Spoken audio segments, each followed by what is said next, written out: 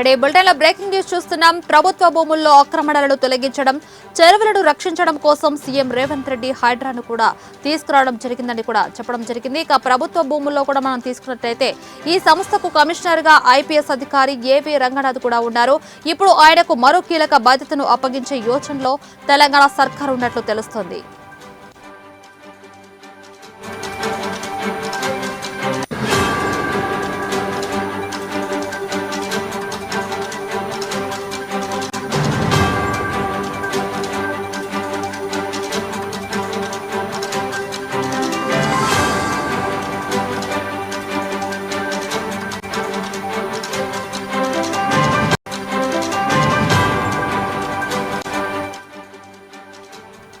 HMDA పరిధిలోని చెరువుల పరిరక్షణ కోసం ఏర్పాటు చేసిన లేక్స్ ప్రొటెక్షన్ కమిటీ చైర్మన్ గా రంగనాథ్ను నియమిస్తారని సమాచారం.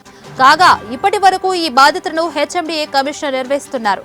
హెచ్ఎండిఏలోని 7 జిల్లాల పరిధిలో చెరువుల పరిరక్షణను కూడా హైడ్రా కిందకు తేవడం ద్వారా ఆక్రమణలకు గురి కాకుండా చూడొచ్చు అనేది ప్రభుత్వం ఆలోచన.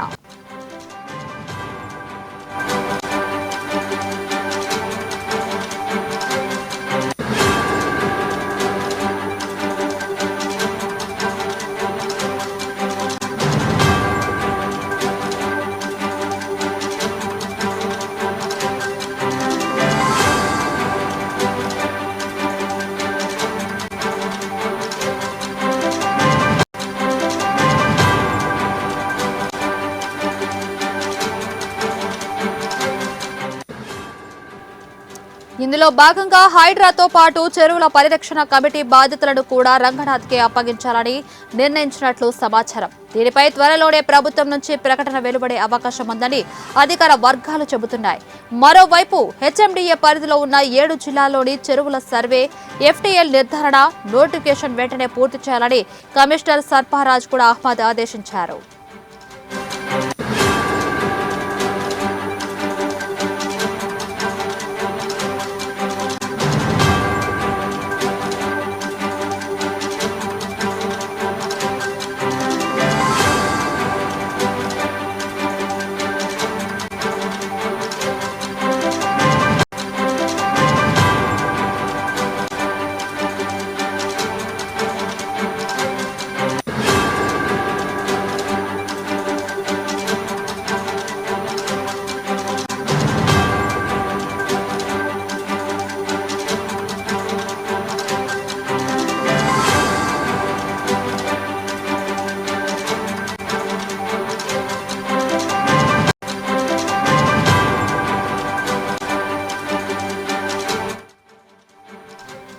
బ్రేకింగ్ న్యూస్ చూస్తున్నాం. ప్రభుత్వ భూముల్లో ఆక్రమణలను తొలగించడం, చెరువులను రక్షించడం కోసం సీఎం రేవంత్ రెడ్డి హైడ్రాను తీసుకువచ్చిన విషయం తెలిసిందే. ఈ సంస్థకు కమిషనర్ గా ఐపీఎస్ అధికారి ఏవీ రంగనాథ్ ఉన్నారు. ఇప్పుడు ఆయనకు మరో కీలక బాధ్యతలు అప్పగించే యోచనలో తెలంగాణ సర్కార్ ఉన్నట్లు తెలుస్తోంది. హెచ్ఎండిఏ పరిధిలోని చెరువుల పరిరక్షణ కోసం ఏర్పాటు చేసిన లేక్స్ ప్రొటెక్షన్ కమిటీ చైర్మన్ గా రంగనాథ్ను నియమిస్తారని సమాచారం. కాగా ఇప్పటి వరకు ఈ బాధ్యతలను హెచ్ఎండిఏ కమిషనర్ నిర్వహిస్తున్నారు. హెచ్ఎండిఏలోని 7 జిల్లాల పరిధిలో చెరువుల పరిరక్షణను కూడా హైడ్రా కిందకు తేవడం ద్వారా ఆక్రమణలకు గురి కాకుండా చూడొచ్చు అనేది ప్రభుత్వం ఆలోచన.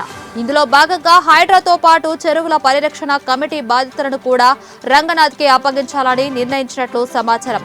దీనిపై త్వరలోనే ప్రభుత్వం నుంచి ప్రకటన వెలువడే అవకాశం ఉందని అధికార వర్గాలు చెబుతున్నాయి. మరోవైపు హెచ్ఎండిఏ పరిధిలో ఉన్న 7 జిల్లాల్లోని చెరువుల సర్వే, ఎఫ్టీఎల్ నిర్ధారణ నోటిఫికేషన్ వెంటనే పూర్తి చేయాలని కమిషనర్ సర్ఫరాజ్ అహ్మద్ ఆదేశించారు.